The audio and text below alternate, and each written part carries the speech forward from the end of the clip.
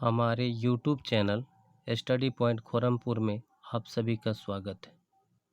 आज लेसन 3 गीलू, जिनके लेखक हैं महादेवी वर्मा, यह एक मार्मिक कहानी है जिनको इंग्लिश के माध्यम से हम केवल पढ़ना सीखेंगे।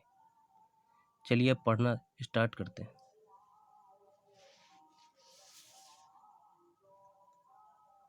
Mahadevi Verma 1987 was a leading poetess of the Chayawadi School of Poetry in Hindi. She was also a well-known story writer and editor of the famous Hindi weekly Chand. Some of her important works include Deep Sikha, Yama, Nihar, poetry, Shrinkhala ki Kadiyan, Mera परिवार।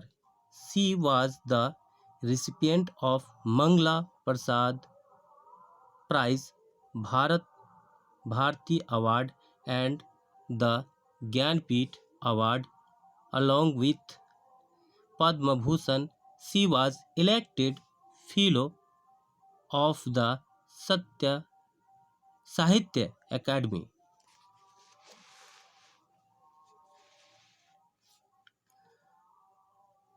Unexpectedly, on morning when I entered the veranda from the room, I saw two crows playfully poking their beaks at the flower pots as if engaged in the game of hide and seek.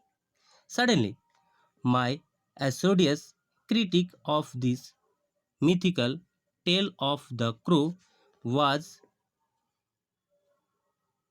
intercepted by my gaze that fell on this tiny wing lying hidden in the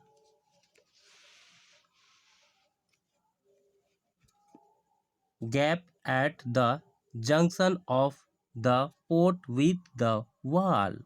Moving closer, I saw that it was a tiny baby squirrel that must have accidentally fallen down from a nest and was now being considered by the crows to be an easy prey. Having sustained two wounds due to the assault by the pair of crows was enough for this tiny being, and he was now motionless, clinging to the pot. Everyone remarked that as he would not survive after having been so assaulted by the crows, he be left alone.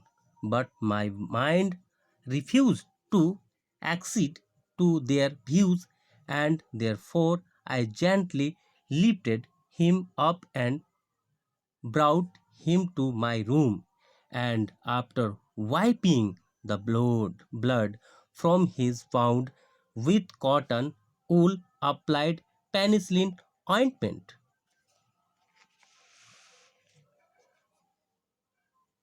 I tried to feed him by somehow putting a thin cotton wool wick dipped in milk to his mouth, but he was unable to open his mouth, and the drop of milk only slid down from both sides. Only after several hours of tending could I manage to pour on one drop of water in his mouth. But on the third day, he became so much better and assured that he would use his two tiny claws to hold my finger and gaze all around with his blue glass beads like eyes. And in 3 4 months he astonished everyone with his smooth fur, bushy tail and naughty, refulgent eyes.